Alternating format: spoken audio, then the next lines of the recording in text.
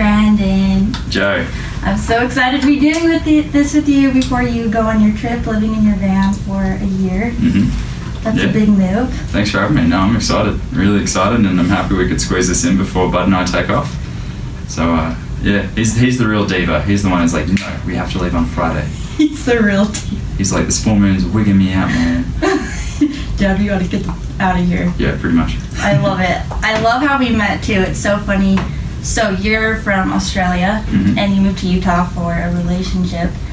And my friend, she's like, hey, she was living out of her van, and she's like, hey, I'm selling some headphones, and someone's gonna come buy them. Can someone give them to him for me? And it was me. And so he's like at the door, and then within the first 30 seconds, I think we're discussing ayahuasca.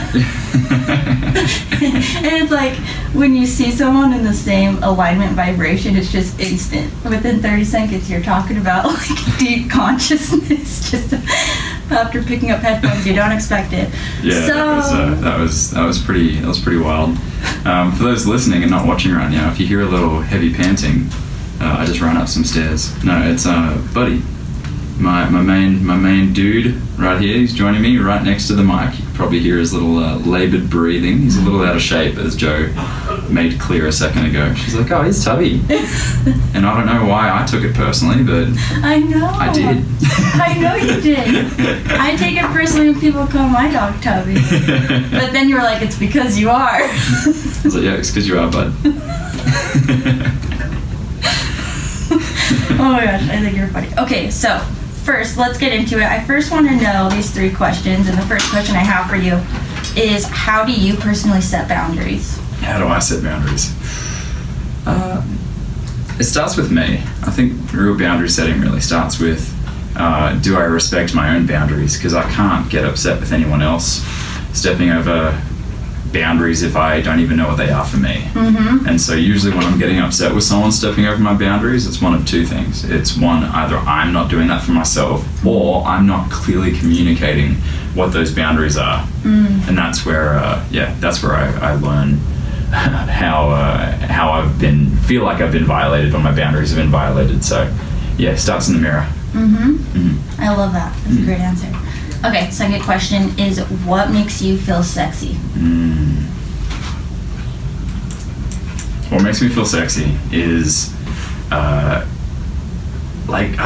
taking care of myself. I think the biggest thing is, before the sun comes up, if I've worked out or had a cold shower or journaled or anything like that, that's when I'm like, yes, that's when I feel like I'm really owning my own space, like my own kingdom and sovereignty. But also when I trust my gut and let myself shine. I call it glowing without showing. So I'm not putting on a show or showing off. I'm just letting myself glow. Yeah. And yeah, that's when I do the little swagger walk. That's when I feel sexy. I love that. Yeah. That's awesome. Okay, and then the last one is, it kind of goes along with the first one, but what makes you feel confident? And I guess confidence is kind of sexy. Makes me feel confident. What makes me feel confident is when I speak my truth without fear of consequences, any attachment to the outcome. That's when I feel confident. But now I think it's probably the most confident I've ever felt in my life, and it's been nice just to walk down the street and just put out good vibes to the universe, and it's just reflecting back and it's coming back, and I like it when I'm walking down the street and Sheila looks at me and she gives me a smile or whatever, and then walking down the street and a bloke gives me a wink and a smile, and I'm like, yeah, I'll take it. I'm not picky. That's a great answer. Yeah. Oh my gosh. Okay, I love it. So let's get into it. So we met up for coffee yesterday, and I literally wish I was recording the whole conversation. But today we're going to talk about the divine feminine and the divine masculine. Me and you are kind of in the same spot in life, in the sense that we're single. We just kind of went through some breakups for me. And I'm literally thinking about just living out of my truck and just traveling around too with Bubba, So first of all, if you guys listen to my last podcast, I talk about the universal laws and principles and why I really like talking about these specific laws is because it's really uniting and bringing science and integrating it with spirituality. I think a side of me really likes the science aspect of things, and so when people get too woo-woo, I like it that you can back it up with science, and I think that's what Einstein was really doing. So one of the universal laws, which I recommend y'all look it up on Google and look at them for yourself and study them for yourself, is the divine masculine and the divine feminine being in all things. And how, you know, you and I, Brandon, we're both on this path of conscious living and being aware, so we're not in a victim mentality of poor me, because that's a low vibration, that's a low frequency. It's not gonna attract us anything of great quality, you know? And so being a conscious human, I really am digging and looking at my inner masculine and then my inner feminine as well, and that's what makes me feel whole and understood. Like, I understand myself. Like, there is a little boy in me and a little girl, you know. So I guess my first question is how did you start getting on this path of becoming a conscious being? Well, you know, I think there's something to be said for, and this is just my current understanding of it. That could change. Is that, you know, I know there's a little boy in me. You know, there's my little boy that represents, you know, a lot of the judgments, the stories, the beliefs, the decisions I made as a little kid. I don't know about if there's a little girl in me, because I think it's very easy to have masculine and feminine get assigned to gender.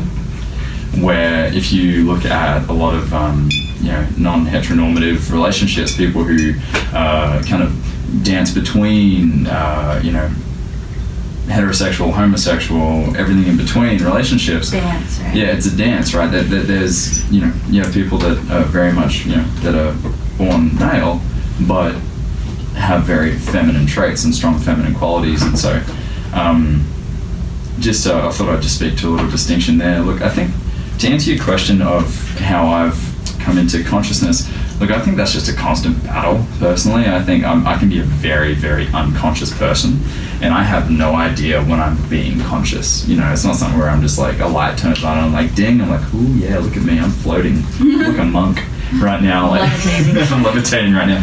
I think more than anything, it's just a continual process of refining and say how I got to here. I'd say how I got to here was, you know, I take it back, growing up as a kid, I have a very eccentric father. You know, he's very extroverted, life of the party, everyone loved him. But when I was like a little kid, from the age of like 3 to 9, he was really going through some struggles. He's an American, moved to Australia, met my mum, and he's, you know, he was kind of really struggling to identify and find who he was. And so the rest of the world got to see this really happy, outgoing, exuberant kind of dude, and then he'd come home and just like project all of that onto us. Just all that frustration, that anger, and you know, we copped it, and I specifically, I think, copped it. My brother and sister did as well. And yeah, when I was 9 years old, he came, I could hear he had a Jeep, and I could hear it from about a kilometer away. And he was supposed to take care of me while my mum, she had a fashion store, and so she was at work. She said, don't leave Brandon. Whatever you do, don't leave him, okay? Like, stay at the house with him. Yeah. My dad was in network marketing at the time, and she took off, and he goes, oh, what a great opportunity to, you know, go and talk to some leads. And so he takes off and disobeys what she said. And so Dad was coming back, and I was so terrified. When I heard that Jeep, I just got so scared, and so I hid under my bed. For about 30 minutes, he tried to find me. And he's like, Brandon Clift, and he used to whistle to find me, and I used to hate that. Yeah. It's like, I'm not a dog. Yeah. Like, and so he was whistling, and he was calling my name, and he's freaking out, because he's thinking, I told Liz, my mum, that I'm going to be here with him and take care of him. I've gone off and tried to do this, like, I don't know, Amway sale, and now I can't find him. He's run off, he's run away, whatever, like something. So he's freaking out. Yeah. He eventually finds me under the bed, flips the bed, picks me up, and he shook me so violently. As a 9-year-old, I thought he was going to kill me. And I mean, as knowing what I know now, he wouldn't have killed me, but as a little kid, I've never seen so much rage and anger. And I think he saw that in me. And all of a sudden, he just started breaking down and crying. And he held me in, and it's just like, I'm so sorry, I'm so sorry, I'm so sorry. And it was a turning point. a real turning point. I think he acknowledged that he needed to do some work, and there was one of his colleagues had been through this experience called the New Warrior Training, put on by the Mankind Project. And he went up to this mountain, spent 48 hours with these other men, no cell phones, no nothing, and came back a different person. And so from that point forward, he and I built a relationship, and he's my best friend to this day. Wow. And so in 2015, when I went through my own journey, my own experience of kind of feeling the lowest lows, I initiated into the Mankind Project myself. And ever since then, my life has been radically transformed to the point where now I host the Mankind Project podcast. Just a bit of background, the Mankind Project was founded in the 80s to help create safe circles and safe spaces for men to not only feel okay enough to share what's going on in their lives, but also give them the tools to be able to communicate their emotions, so they just don't go out and project their nonsense onto the rest of the world, right, onto their families. And so in many ways we're trying to break the cycle of a lot of toxic behavior. And so I now get to travel the world facilitating this New Warrior Training, which I went through in early 2016, and I sit in a men's circle every single week. And while I'm in the van, me and Buddy are going to be traveling around, speaking in schools, teaching emotional resilience tools to teenagers. And I want to try and break the cycle of what's going on and what's happening to the young men in our world, and how they're being treated, and what's expected of them, and what they are expecting of themselves. I think it's a little bit jaded in my judgment, so that just gives you a bit of the kind of download of an abridged version of how I got to here. Oh my gosh, I did not know you were traveling around teaching in schools. Yep. In Iran with Buddy. Yeah. I know when a white panel van turns up to a school, usually like red flags go off. You want some candy? You said that, not me. With the cute dog, right? Yeah. So I'm definitely going to make sure the van is like vinyl wrapped and and taken care of. Make it look like the Mystery Machine. Yeah. Make it look like appealing to the... Yeah, me and Scoob here. That's kind of the mission right now. And people ask why I'm doing it, and first thing I tell them is I'm doing it for me. Oh. I'm doing it for me. Like, I selfishly want to take this adventure. Like, I really needed to get away from Australia. I really needed to get away from what's familiar and comfortable and be uncomfortable, and live off solar in a van, and how I got to get from North Zulch, Texas to Woodstock, Illinois. I've got to be there in 3 weeks. How am I going to get there? I guess we'll figure it out. I'm so stoked. So it's pretty cool, and it's nice that I got my best friend Bud right here on the journey with me. He's been with me for 7 years, and he came to America with me from Australia, and so he keeps me grounded, he keeps me centered, and he gives me something to stay responsible for. Oh man, I love you guys. Okay, so first of all, I want to just validate something that hanging out with you yesterday, I learned so much. I got so many golden nuggets from you, and that's not like it's happening with just anyone. So you really are a natural teacher, truly. Thank you. You really are. So, I'm stoked for these kids and for you and for Buddy. Yeah. But also, 2015 was actually a year that really shook up my world too. I think that was the year of my big breakup. I moved back from Texas in July 2015, and then I got a dog. Yep, that's what you do after breakups. That's what you do. Buddy's a breakup dog. Buddy and Bubba.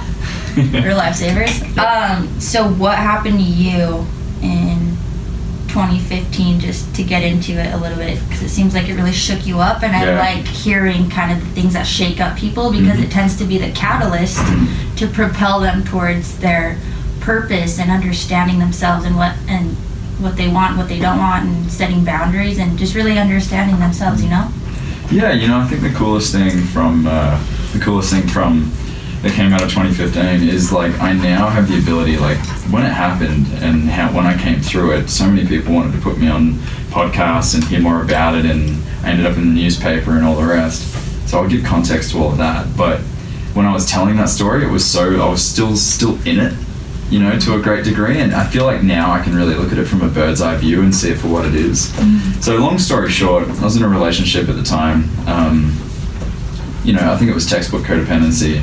I was very, I hadn't learned anything about processing my emotions. I hadn't learned anything about communicating emotions or feelings. I was very much in like a warrior place of just doing and doing and doing. So, I was working 3 jobs. I was a gymnastics coach, I was a personal trainer, and I was also teaching at a massage college while studying an advanced diploma. And while in a committed relationship, just like thinking like, yeah, I'm the man, this is what adults do, we juggle all these things. And I was just burning the candle. And I think in a very short period of time, I had my grandfather pass away. I had finals exams going on. I had God, what else? Man, it's been so long since I've told the story. It was just a myriad of things all happening at the same time. Like, I had my girlfriend's ex-boyfriend had like moved states, purposely trying to like drive a wedge in between us, and that was stressing me out. I had a panic attack, and decided to get behind the wheel of a car and just absolutely wreck it. Like, I'm gonna drive this thing so fast into a tree that you're not gonna be able to like find a single shred of DNA in this thing. And if you have a panic attack, don't get in a car, kids. That's the the moral of the story.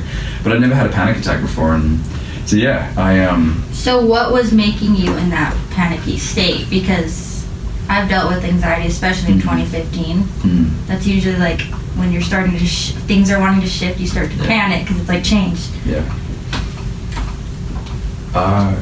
If I could put it down to anything, it was just it was so clear to me in my face that I had so little control over the situation I'd put myself in.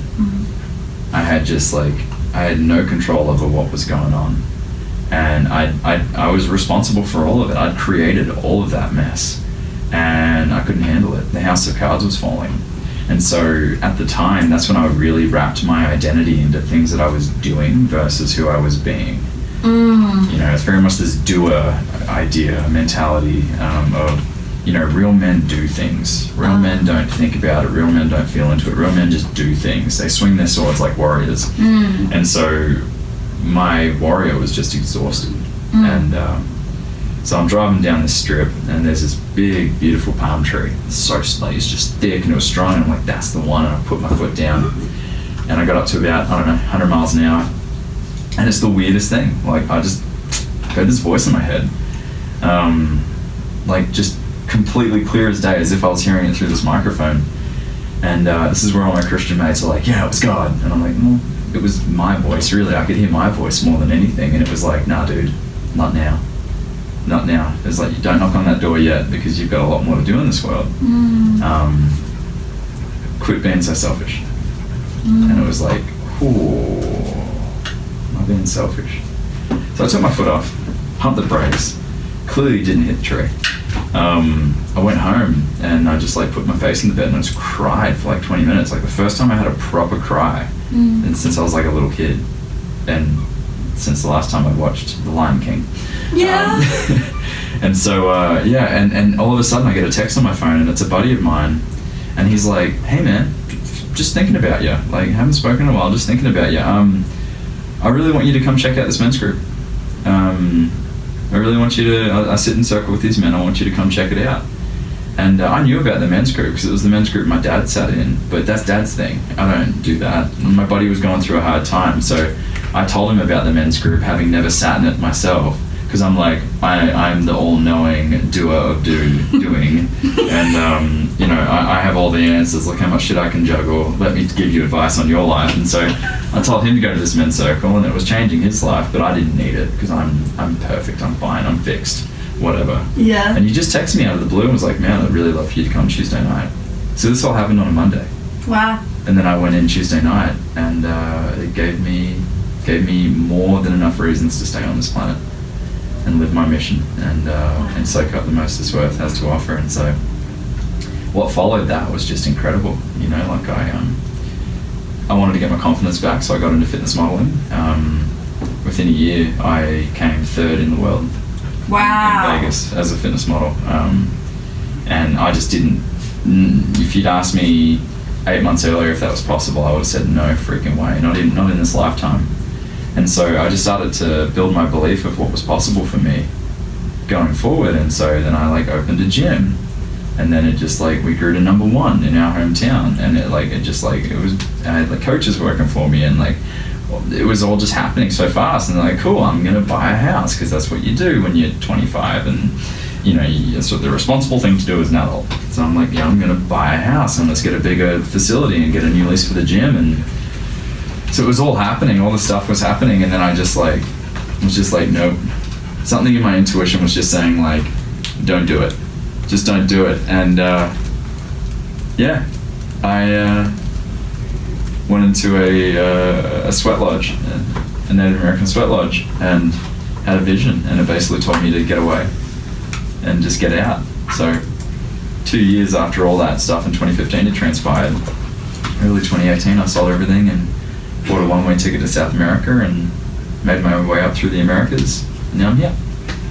Love it. There you go. That's the abridged story. Okay, so I kind of want to dive into, so during this time of your anxiety and panic attack, it seems like you were very in your masculine of controlling and doing, and that's where your self-worth is coming from. But then you heard the voice because you're in a state of vulnerability. You're like, oh my gosh, I'm about to do this. Let's like hide adrenals, you know. Hear this voice, your friend texts you, how divine, the same night, right?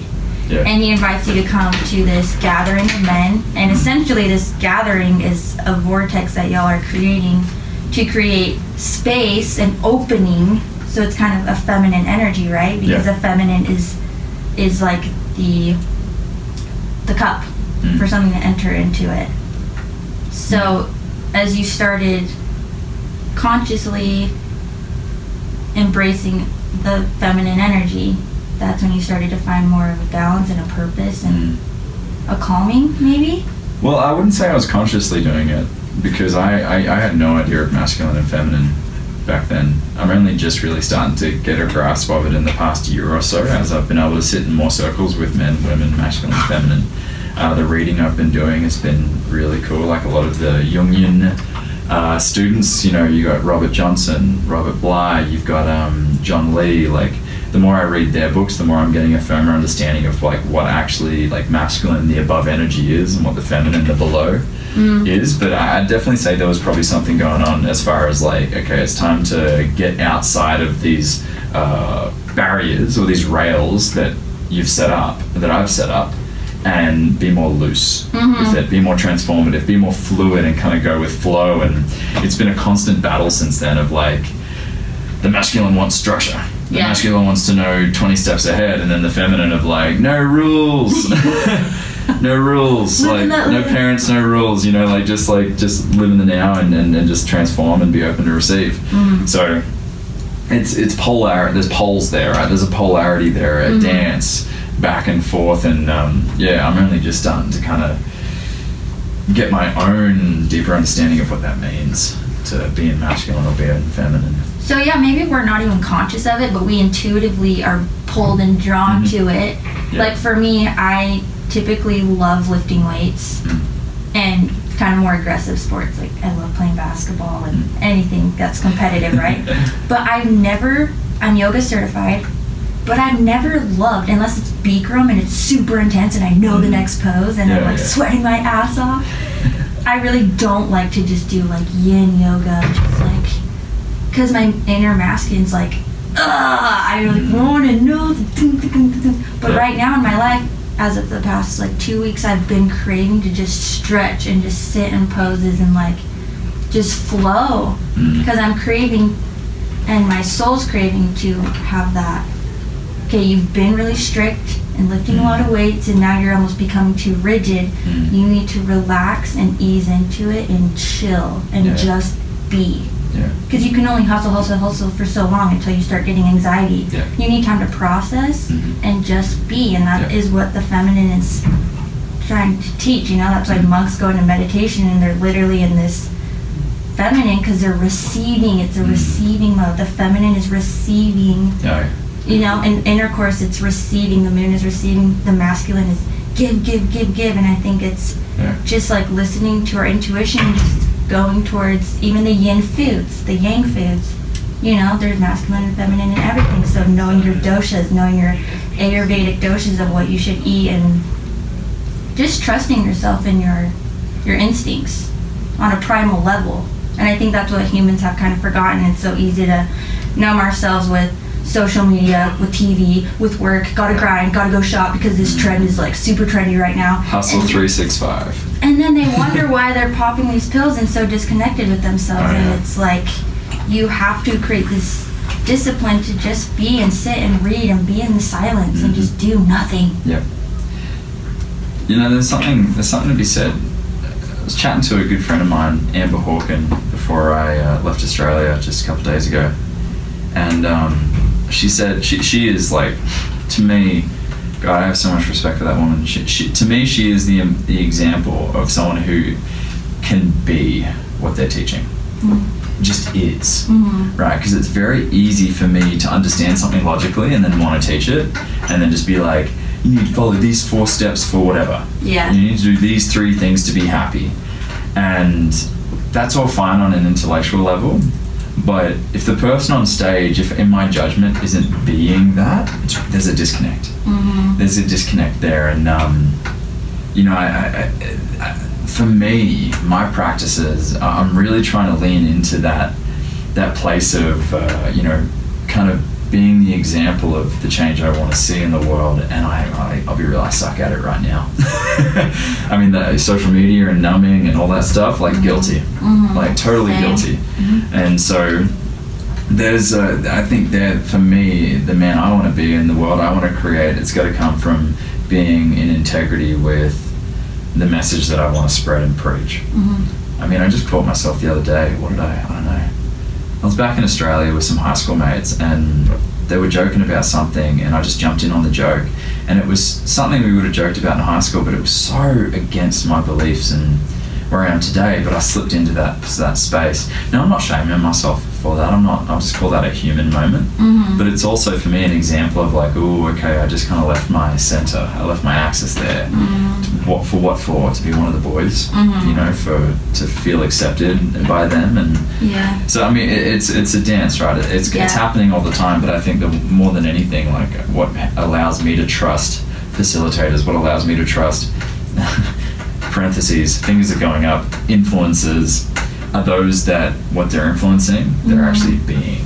You know, they're being. It's not just like someone who posts like an inspirational quote of like, be you because everyone else is taken, and then they're just completely acting out of integrity with themselves, or like, you know, just I'm guilty of all that too, and I'm guilty of all that too, you know. I just think I'm trying to think about like what calls me to intuitively to trust someone and actually learn from them, and being, as you said, like I'm a teacher, so it's a constant practice for me to actually come from that place of being rather than intellectually just like bleh. Well, and that's what trips me out, is we are literally on the same freaking vibrational wave, because everything you're saying I'm realizing too. I understand things on a logical level. I can teach it, I can get all passionate about it because I know it to be true, but it's like, do I? Because I think you only know until you emotionally go through it, until you actually experience it yourself. And I think when you align what you know to what you do, it creates a frequency that people on a subconscious level will feel from you. Well, it's to be congruent, you know, what I think, say, do is in alignment, right? You know, and I think that's a powerful vibration. You just meet those people that you just like, I haven't heard anything that's come out of their mouth, but I trust them. You know, it's like they don't need any tricks on stage. They don't need any manipulative, persuasive techniques. You're just like, no, I trust them because I can tell that they've been in the arena. And I think that's a huge part of it for me, is like, have they done the work? Have they been in the arena? Am I doing my work? And I think a distinction here, it's very easy to procrastinate. It's very easy to let fear take over. If it's like, well, if I'm not being, I can't have these conversations. If I'm not being, I can't teach these things. I honestly, like, that's just my distinction of someone who I trust or don't trust or don't feel in alignment with. Doesn't mean that person should stop what they're doing. Because that's just my judgment. I could be completely wrong. And I could just be projecting onto them what I'm seeing within myself, right? And so if even if I don't feel like I am 100% being the message that I'm teaching, it doesn't mean I'm not going to teach it. Because I think that's just a great gateway to procrastination and self-judgment. And so yeah, if there are any of you listening or watching that have something that you think could really benefit people, don't let story or narrative of you feeling like you're not a black belt yet stop you from teaching and sharing and spreading, because it's a refining. Imposter syndrome. Imposter syndrome. There's a balance. We just talked about the two polar opposites. Mm-hmm. So it's a tough one, but it's like people are craving to hear the information, and you know, maybe I expect myself to be perfect. Maybe it's my Virgo rising being like, you got to be perfect. Yeah. And then it paralyzes me, and I don't do anything with all this information that I've gathered and all this passion that I've gathered. But it's like, just start. Just start. Like, once you start talking about it, you're teaching yourself, and then you'll inspire yourself, I think. Yeah. Joseph Campbell talks a lot about, you know, following your bliss. And I was watching a documentary on Joseph Campbell, and Mick Fleetwood, the drummer from Fleetwood Mac, said something that really stuck with me.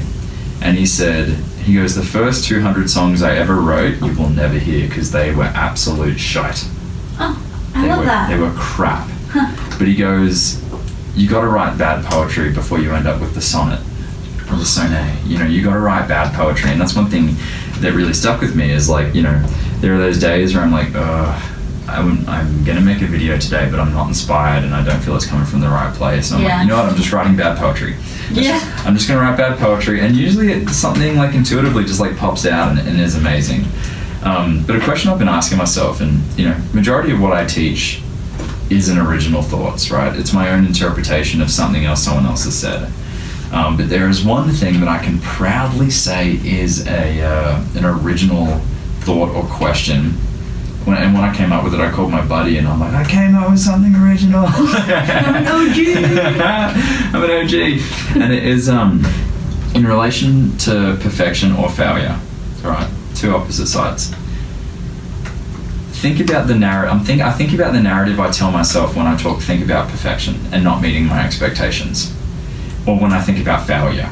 And really, the system that's running is like, you can't fail. Failure is not an option. Like, whatever you do at all costs, like, just do not fail, because if you're a failure, you're worthless, you're nothing. Like, it plays into deeper shadows. And so I'm like, okay, that's the narrative I'm running through my head. But what if I was talking to my 5-year-old son? Or my 5-year-old me? Or just a little kid? And I was told to explain failure to them. What would I say to them? Would I tell that 5-year-old, whatever you do, don't fail. If you fail, you're unworthy? I'd say no.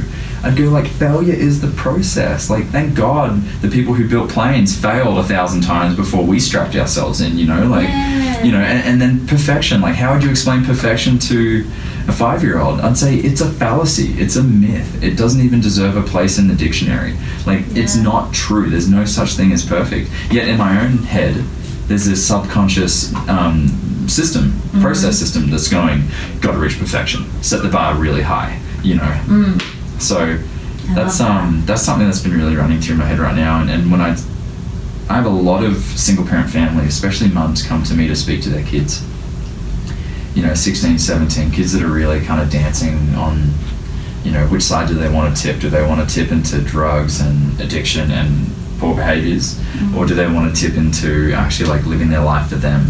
And it's hard for single parents to try and be mum and dad at the same time. And so I speak to these kids, and one of the things that I really come drill into them is that life doesn't begin or end at the end of 12th grade.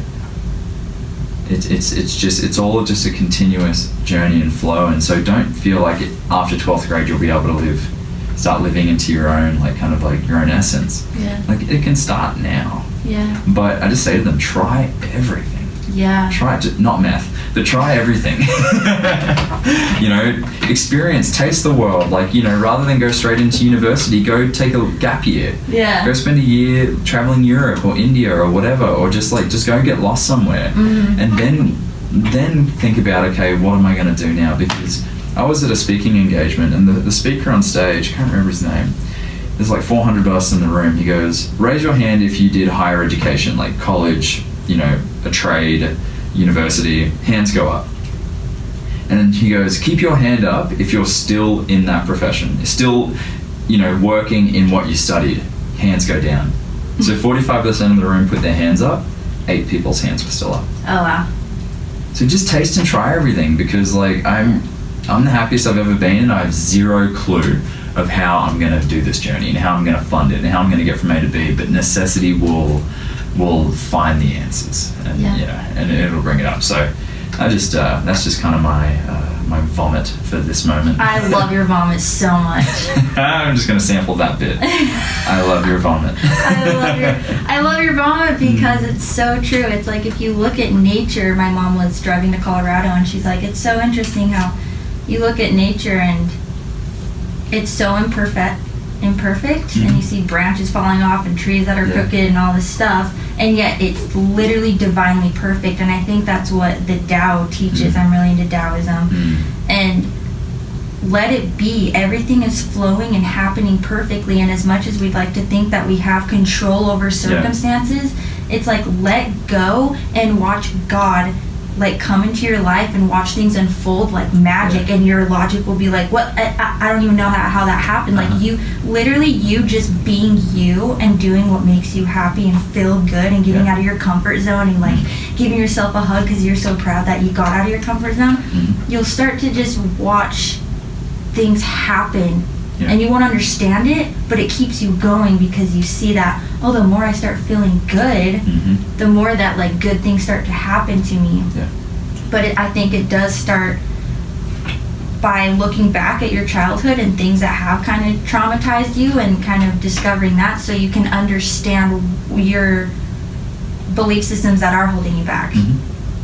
I think it always starts at childhood. I mean, on my podcast last night, I had a guy named Rob Corbin.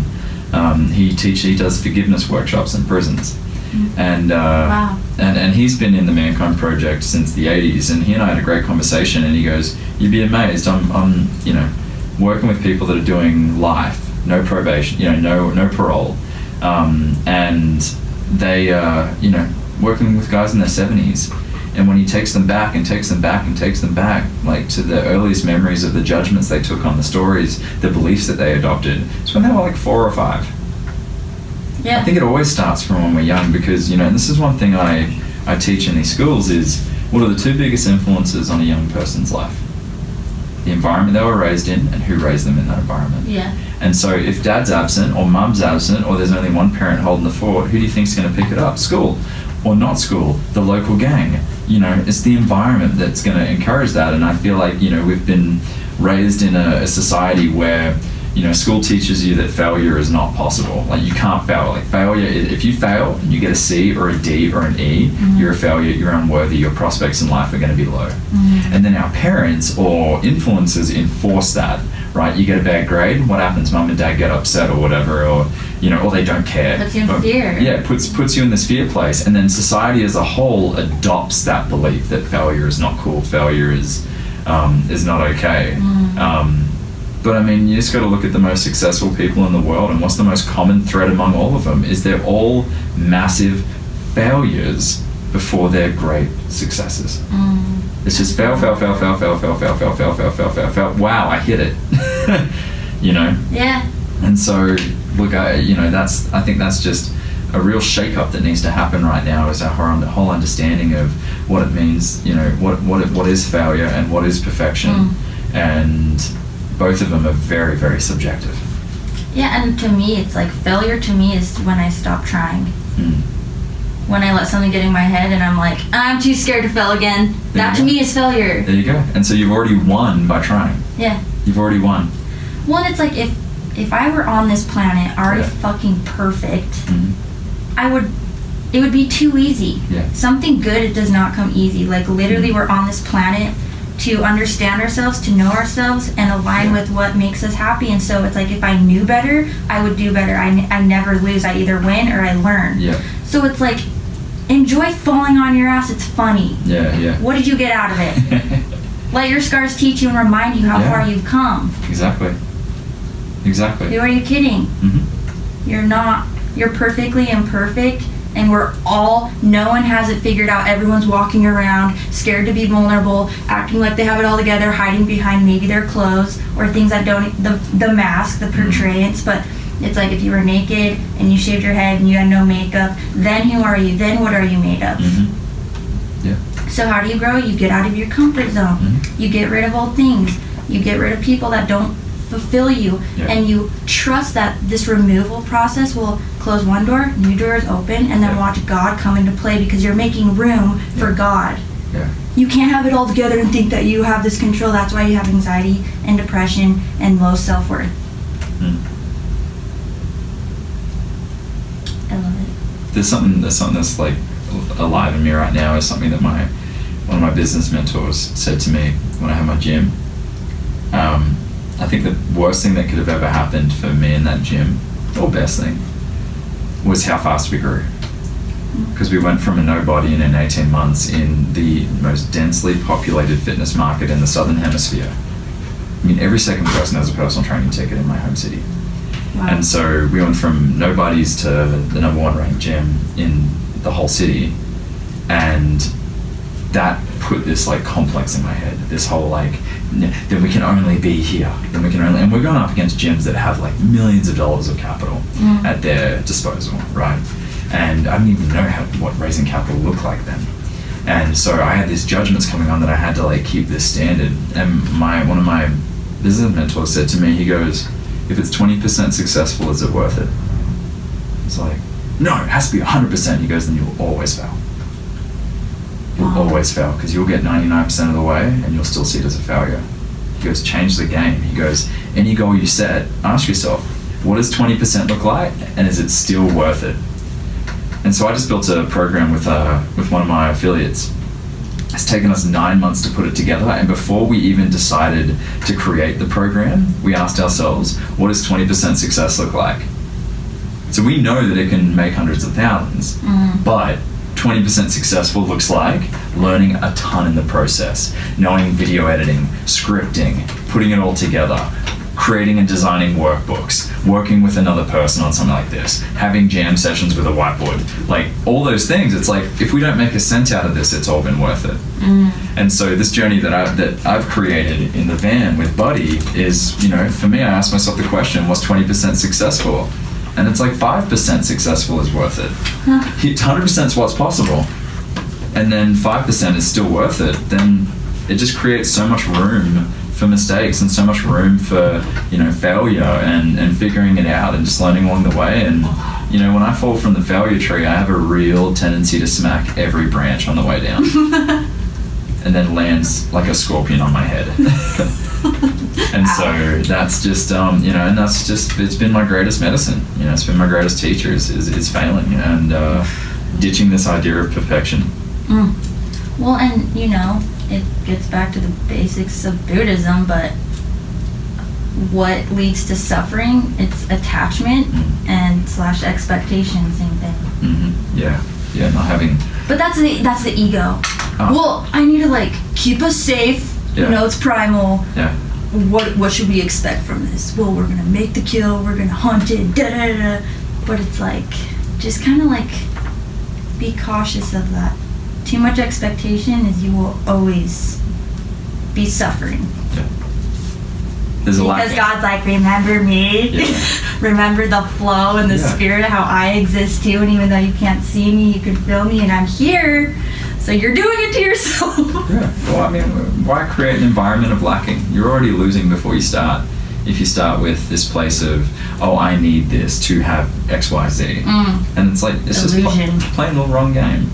You're coming from a place of an abundance and a full cup of like, do I have warmth? Do I have shelter? Do I have food? Do I have water? Exactly. Just the 4 basics to survive. Yeah. Do I have those things? Then anything from here is just cream on top. When I moved to California for 3 months, I was living out of my truck by myself, just going wherever, manifesting people, just going with the flow. And it really strengthened my trust. And it really showed me that as long as I have me, I'm good. Oh, guess what? I can never lose myself. I can lose a watch, money, a van, people. But like, as long as I have me, it really just strengthened my love and my relationship with me. Yeah. And just trusting that, like, girl, you're cool. You attract a lot of cool people. You attract cool things because you are in alignment with your joys and what makes you happy, and you're trusting your intuition and trusting the flow, you know? So that was really cool. So if you guys, I recommend like going somewhere by yourself, even if it's just a few cities away. Just build that relationship alone by yourself. Yeah, I feel like it's fall in love with the one in the mirror, and then it's amazing how everything else opens up. And I think to what we started this off with masculine and feminine is, if you're trying to look for a man that has these masculine qualities, you first need to know the masculine in yourself. What is the masculine that you desire within yourself? And isn't it amazing when we start vibrating on that level, how people start to pop into our consciousness? Yeah. And so for me, I've always had this desire for masculine in myself, and I've been attracting that in women. So I bring in these women that are very masculine, very strong, know 20 steps ahead where their plan is. They have their 10-year plan already sorted, and just deep down, I'm not attracted to that. It's what I want for myself, but I've been projecting that onto the women that I attract into my life. So really, what I need to do if I'm to one day open myself for receiving in relationship again is to first know what it is that I seek within the feminine within myself. I love that. Yeah. Will you tell...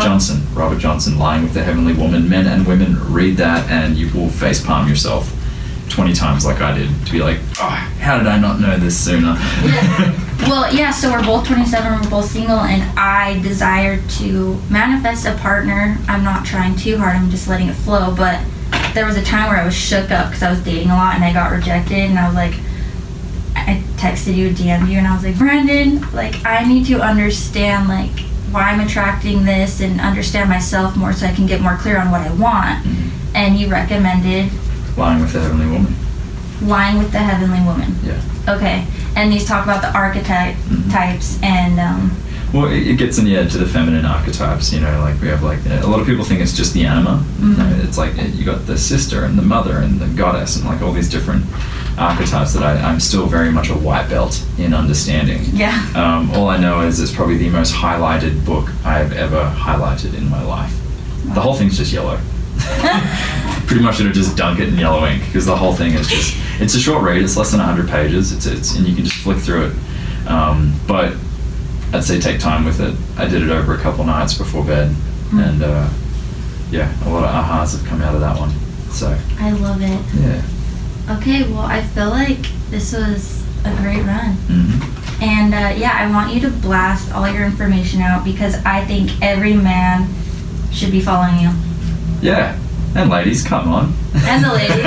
And the ladies. But for sure the men, because I think you're a great example of what it means to immerse both into one and find a happy balance and dance.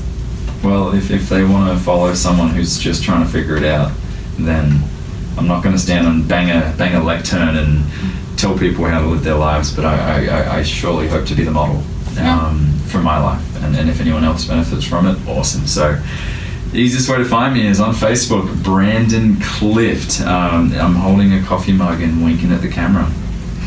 Just feeling it up, and then go to Instagram and you'll see the Brandon Clift. And also check out the Mankind Project. Mankind is one word. You'll see it on Facebook. It's got 1.6 million followers. That's where we do our web show and list our podcasts and all the rest. The Mankind Project podcast is going to be launching in the next month. We've got about 30 interviews deep right now, so I'm just kind of working my way through all of that.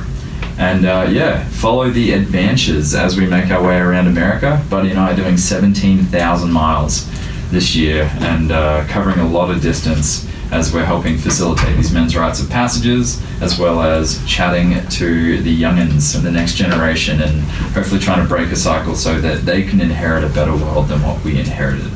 So that's the mission, that's the goal. I would love for you to come along the journey. I will be posting the towns that I'm coming into, and if I'm nearby, let's grab a coffee, let's do a meetup, let's catch up, and let's be honest, most of you just want to see Buddy. Everyone just wants to see the dog. He's much cuter than I am. So would love to have you guys join me along the way. I love it. Thank you for having me, Joe. Thank you so much. I'm glad we got to do this. Yeah. Say bye, Buddy. Bye, bud. That was so good. Awesome. That was fun. I love how it just had no idea where it's going to go, and it just finds its place. Awesome. I need those photos you sent me in. Oh, yeah. You took, and I'll send mine to you. Definitely. And I'll grab that phone if you wouldn't mind. That was so good. Oh, it's still on. Oh, hey, buds. Hey, so who do we have today? Andrew Heller. What's going on, mate? Thanks for joining us today, my friend. All right. Peace out.